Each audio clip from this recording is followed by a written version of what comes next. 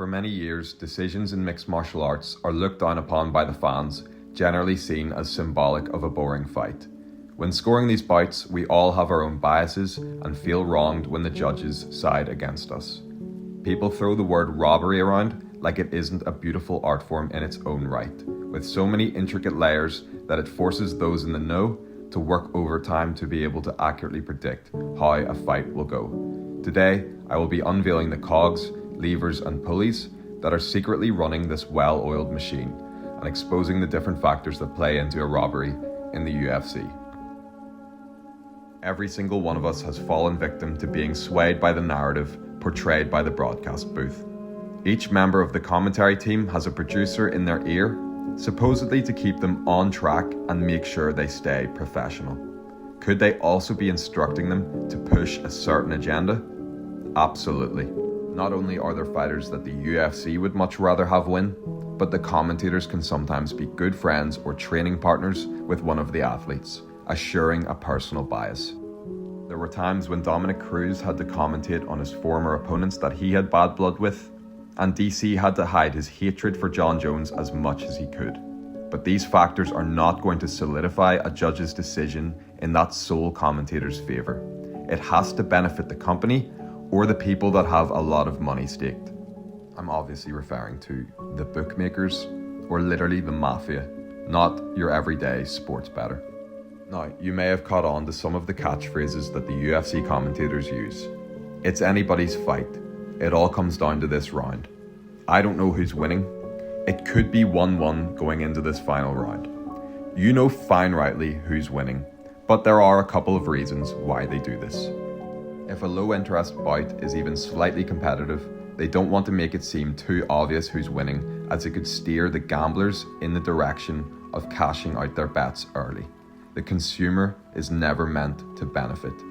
On the flip side, if they have a prospect that they want to protect, they will make a very competitive fight seem like a cakewalk. The live odds are something that they use to manipulate viewers into feeling more tension about a fight that may not be as close as is portrayed. Control time is everything when it suits them, but if their golden boy is getting ragdolled, it's a good thing he landed the best shot of the round. And if it's the next McGregor in the making, that big elbow in round 3 will trump everything within the previous 2 rounds. Often do they read aloud the stats, then proceed to tell us that the judges don't see the stats. My dear friend, they can hear the commentary team. They definitely know the stats now. What about those times where clear knockdowns or takedowns were not given? Crucial statistics for the round to be scored, but I'm to believe the judges are the only people watching that don't get this information? Not a chance. Sometimes they show very specific stats. They could be 30 each on significant strikes, but they'll highlight that it's 11-2 on leg kicks, and probably talk about how that's the difference maker. A dangerous submission attempt or a beautiful submission escape. Pushing the action, or walking the other fighter into traps on the back foot. The takedown at the end of the round meta was seemingly lost in the Reebok era, yet some fighters know that it's all they need to secure that 10-9. It's all about optics. Are you effectively emoting? If the fighter isn't a fan favourite, they're only emoting because they're frustrated, and you know it hurts when they start doing that. But when it's a funny personality, suddenly it's, look how he just laughs and shrugs it off. Now he's pointing at him. The switch up is blatant between each and every fight. If we had the same referees making the same mistakes all the time, then it would be easy to identify the problem and then fix it. What you must understand is that these referees are basically all a bunch of actors employed by the UFC. Being a regional MMA referee would be a really hard job, don't get me wrong, but in the UFC, things are a lot different to what you may think. One referee has to be the fall guy of the night, and they have absolutely no problem in doing so. They all have their orders and know exactly what the company want before heading out to do their job. Show me something, fighter, Mark Smith screams as the flyweight rabbit punches slowly begin to overwhelm the closed guard of a fighter currently showing Mark Smith that he's getting back up to his feet and that he is fine. Whereas a couple fights prior, he was letting a lifeless heavyweight corpse get the back of his skull hammer-fisted into the canvas without a care in the world. They do not have the fighter's safety as their priority. They have the UFC highlight reel as their main interest. If the attractive WMMA debutante decides to half-guard camp a boring decision, the referees will let her, but they will try to break up the next fight they referee as one fighter dared to even attempt to clinch his opponent. Every single time you see a fighter blatantly grab the fence to stop a takedown in front of Jason Herzog, I want you to think to yourself, but why wouldn't he take a point this time?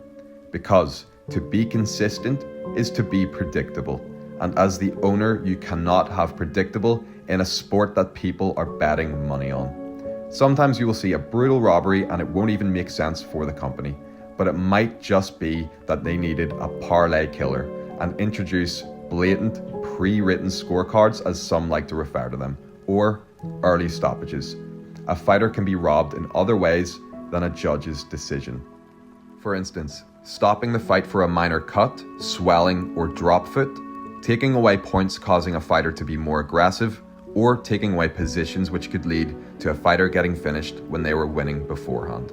Sometimes fighters barely make it to their stool or the final bell, but if the fighter is popular, they let it slide. If not, they'll call a finish. These sort of scenarios are a lot more opportunistic than scripted. There are so many more factors, but the last one I will be talking about in this video is plot armor. Like Tabitha Ritchie going out with Callum Walsh just to secure her UFC career.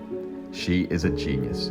As long as Dana White's butt boy is in the stands clapping, then so will Ritchie's cheeks in her victory celebration. Sometimes the plot armor is too thick and causes round one brutal finishes, like Dan Ige's firstborn making him go from dynamite to 50k.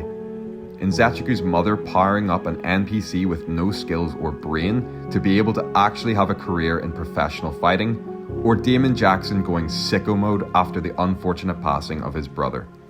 But when these sorts of stories surround a fighter, they carry so much weight into the narratives of the fights, ultimately swaying who the UFC want to succeed and who the judges, referees, and commentary team should work diligently together to subtly rig whatever fights they possibly can. Thank you all for watching. I appreciate the support, and make sure to comment below some of the factors that I missed that will go into a part 2 of this very video. See you later.